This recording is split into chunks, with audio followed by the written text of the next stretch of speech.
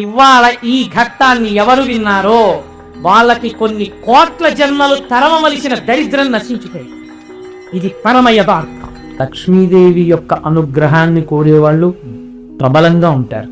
ఎందుచేతనంటే ప్రతివాడికి ఐశ్వర్యం కావాలి కనుక. అందుకని అది కోరడం తప్పు కూడా కాదు. లక్ష్మీదేవి యొక్క అనుగ్రహము ఎలా నిలబడుతుంది అంటే ఒక పెద్ద రహస్యం ఒకటి ఉంది. లక్ష్మీ పూజల చేత కాదు. లక్ష్మీదేవి యొక్క అనుగ్రహం ఎప్పుడు కలుగుతుందంటే శ్రీమన్నారాయణుని యొక్క అనుగ్రహం కలిగితే అమ్మవారి అనుగ్రహం నిలబడుతుంది. ఆవిడ నిత్యానపాయని, ఆవిడ ఎప్పుడు భర్తని అనుసరించి ఉంటుంది.